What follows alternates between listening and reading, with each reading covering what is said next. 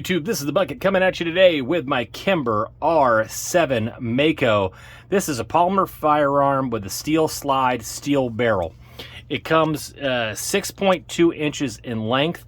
It is 1 inch in width, 4.3 inches in height, and comes in at 19.5 ounces. This is really meant to compete with the P365, and the dimensions are all pretty close. It's a little bit longer, a little bit heavier, and other than that, it's about the same. So I went ahead and I took this, I got this in a bundle pack that came with a range bag, 5 magazines, 4 13-round, and this one 10-round mag. And I went ahead and I took this to the range. I went with the Goat Whisperer and Shorty. Those guys both carry a P365. And the Goat Whisperer's brother-in-law, I'm going to call him Tree for the purpose of this video, he carries a Hellcat.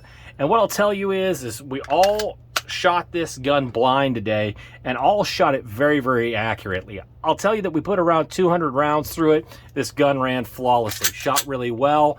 And everybody could really get a lot of bullets on target. We shoot around 15 to 20 yards, and everybody was ringing that steel all day today. As far as first impressions and shooting, everybody really liked this texturing. I'll see if I can get it on the camera. This texturing and the fact that it comes way up on the gun. Everybody felt like they got a really good purchase on the gun, felt it fit really well, and that it was a natural shooter. Everybody really liked those sights. That big orange front sight picked up really, really well. Felt like they could, really get the gun on target really, really quickly.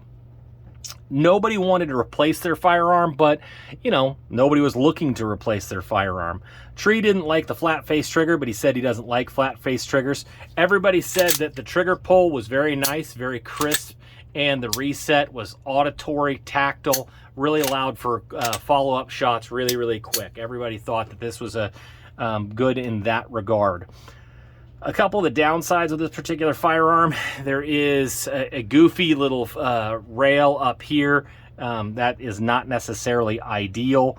Also, the mag changes with this was a little bit difficult. It'd like to catch on your hand. Also, when you kind of push through on the other end, you could get caught on your middle finger, making, if you're gonna, this is not gonna be an intuitive gun for mag changes. Not a deal breaker by any stretch of the imagination, but, not as good as the maybe guns that everybody's been practicing with for a while. This gun is a little bit taller up here in the slide, but makes it a little bit smaller down here, which one of the benefits of this gun is if you really want to go deep concealment, maybe you wear clothes where really printing is a problem. This might be nice because there's a little bit less for you to print with. So that could be a real benefit of the Mako. Also,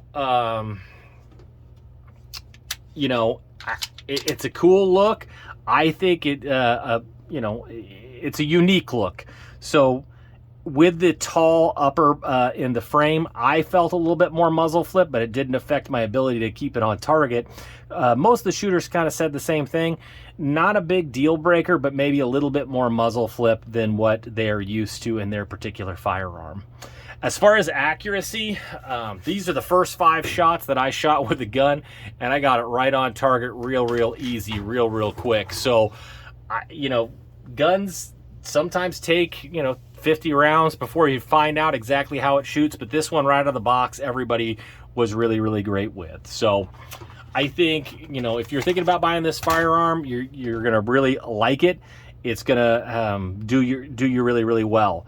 Also, with a optic plate right up here at the top, you could put a Romeo 0, you could put a Holosun. I got the Holosun 507K. I'm going to go ahead and put that on there and see how she does.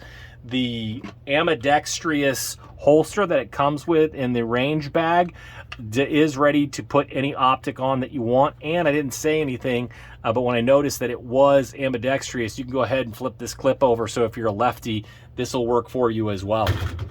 I think this is a particularly neat gun. The takedown's a little different. It doesn't run on its slide. You just pull back a little bit and pull down these 2 little clips. I'm not as big a fan of these 2 little clips. It doesn't run along the slides. It just kind of comes on like a 407, like a like a World War II HSC. So it's a little different, but not too hard to get on, not too hard to get off, especially if you trained with it a little bit. You're not going to have any problems with this particular firearm. So the lockup on the barrel is a little different. You can see that this right here locks up into the slide, which made me a little nervous that you would have some difficulty getting the brass out, but we didn't see any problems with that whatsoever. So I don't think that's a design flaw, just a little different way that Kimber decided to do it. I do like the fact that it's a captive recoil spring, which is kind of standard fare now. But again, when you want to put it back together, just put it right down there on top, push down, pull back, and it's ready to go. So it's a good gun. If you want it, get it. I think you'll enjoy it. So stay tuned for the install video on installing this Holosun on this particular firearm, and then I'll get some more range time with this Holosun. And again, I want to thank you guys for supporting the channel. The likes, the shares are really, really appreciative. And as always, you stay classy, YouTube. I learned a lesson. Never half-ass two things. Whole-ass one thing.